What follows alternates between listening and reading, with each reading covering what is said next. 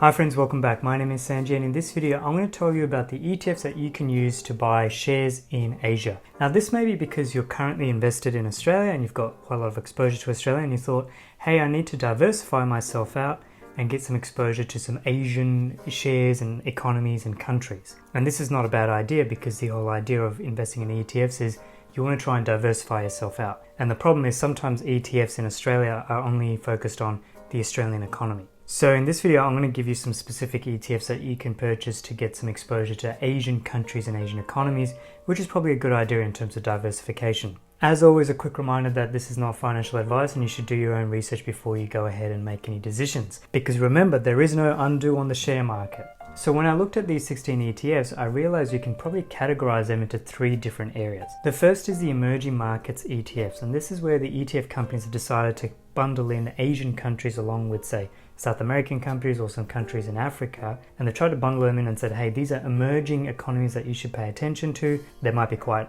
volatile, but their risk terms might be much better than what you might see in Western countries, and that's one way you can get exposure to Asian countries. So I've got that as a potential ETF set. The other category is where the ETF is highly concentrated on some of the high performers in ETFs. I'd call this the concentrated ETF category. And they've said we've picked the top 50 ETFs in Asia that you can invest in. It's highly concentrated. It's like less than 100 companies usually, but they've said this is a good area that you can invest in. And then the third category is where you have country-specific ETFs. So this is where an ETF company has said this is specifically how you can invest in Japan, China, India, South Korea, that kind of option. So the first ETFs we'll look at are the emerging market ETFs, and this is IEM and VGE. So this is a BlackRock product and a Vanguard product. You got two market caps. One is actually double. So iShares is about 842 million, Vanguard is 435. It's a bit smaller.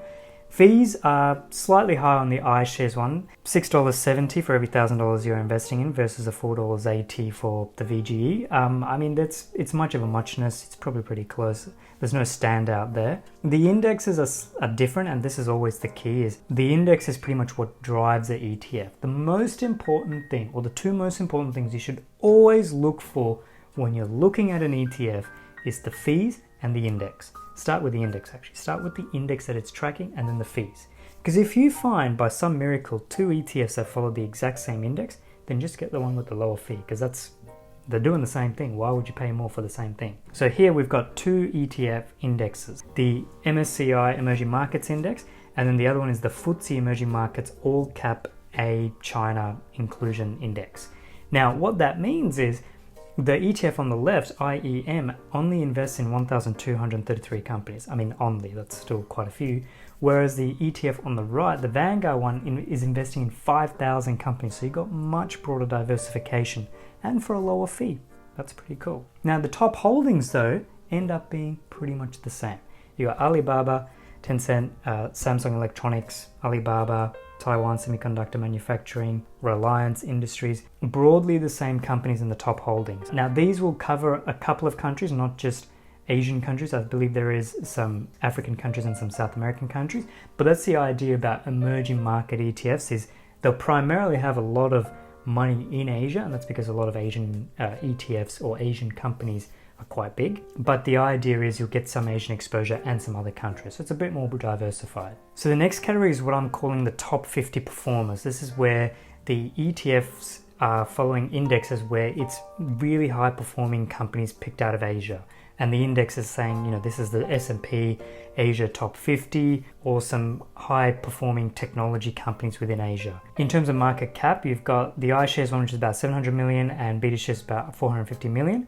So again, there's a bit of discrepancy in the sizing.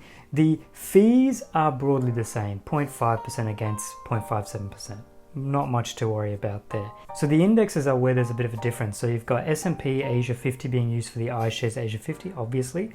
And then you've got the selective Asia excluding Japan technology and internet tigers in Asia. So what they're basically saying is they're going to target the high performing Asian technology companies, excluding any ones that are in Japan. And there seems to be a bit of a trend when it comes to Asian investing ETFs where sometimes they'll say we've excluded Japan because Japan's a bit of an underperformer, We don't want the index to be dragged down by Japan. In terms of top holdings, again, sort of you got the usual suspects. Samsung's in there, AIA Group now appears for the first time, and the Taiwan Semiconductor Manufacturing Company, which keeps popping up. Alibaba is in the BetaShares one, which interestingly didn't come up in the iShares Asia 50. I suspect that comes down to some of the reasons behind the S&P Asia 50 rules around what can be included in the index, and for whatever reason Alibaba didn't make the cut. So this is where it's very valuable to spend some time actually unpicking the index and trying to understand what's included in the index.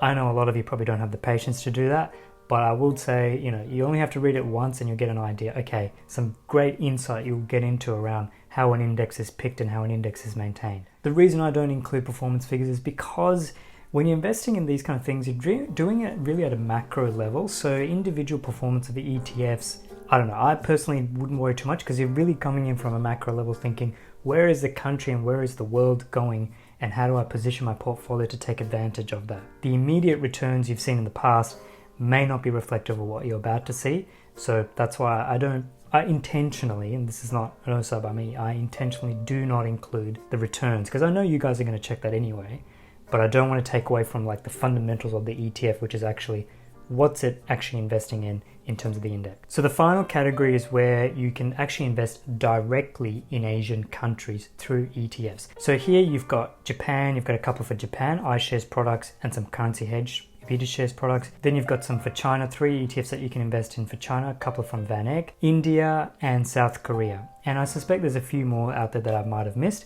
but these are country specific ETFs. Now the key thing to look at for these ones is, first of all, make sure you understand if there's any currency hedging going on. But you can see the BetaShares one does have it, but just because you don't want to be exposed to currency depreciation that might occur both from the Australian side or from some of these country specific currencies, that might then unfavorably impact your returns. Not because the companies were struggling, but purely because the currency fluctuated unfavorably. Again, I did a video on hedged versus unhedged ETFs. Check that out, link above. The other thing to look out for is sometimes the fees for some of these ETFs can be quite high. I think one of the China ETFs has like a 1% fee. That's managed fund territory fee structures that they've got in there. So you really want to be careful about, take some time to actually consider what am I actually investing in? Could I get the same China exposure by investing with some of the broader ETFs? And I say that because some of the broader ETFs, you end up with like 50% of your money in China anyway. So you don't need to buy an ETF that gives you 100% of your money in China when you can just buy an ETF that gives you 50% of your money in China anyway with a much lower fee. So if you're getting down to this level, you're getting pretty specific, you're getting pretty aggressive, and you've got a high conviction in terms of your investment philosophy saying, I really think South Korea is going to go through the roof, so I'm going to chuck some money in South Korea. Whereas if you're not as sure and you're just saying, I want to be exposed to Asia, then you can pick up some of those other ETFs we were talking about before. Some options. And that's always the case I'm trying to throw out to you guys, is giving you guys options to consider on how you can build your portfolio. You might want to be all about emerging markets, or you might say, I want the high performance in Asia, or you might say, look, I'm really keen on India, Sanji. I really want to build up my presence in India, so I'm going to pick up some ETFs here. The other thing to always consider is you can always stack your ETFs up together. So if you wanted to, you could buy something like VGS, which is a very broad-based ETF that gives you access to a lot of countries, but then you can bump up your Asian exposure by buying some of the other ETFs we talked about, or you can bump up your Indian exposure by buying a bit more of the BetaShares India Quality Index. And that's all obviously because you've had, financial advice, or you've got a view, or you've got a hypothesis, or you've got a theory around where you think the economy is going in these countries, and you want to try and position yourself accordingly. So this is the first video in a few that I'm going to do, where I'm going to try and be really specific around, hey, if you want to invest in Europe, if you want to invest in Asia, if you want to invest in this or that, these are the ETFs you can go through. I think it's a pretty quick series we can do, and gives you a bit more comfort around how you can build your ETF strategy, not just having VAS and VGS, those broad-based Vanguard ETFs, but you can also have some country-specific or region-specific ETFs as well. So as always, guys, if you enjoyed the video, please hit the subscribe button below, and also consider hitting the like button to tell the YouTube algorithm that you enjoyed this video and you can see more videos along these lines. And also, if you're interested in any of my other videos on ETFs, make sure you check out the playlist here, and I'll also throw up my playlist on personal finance videos that I've done, where it's more broadly around, credit checks and brokerage things and all of that. So I'll see you in the next video. Bye for now.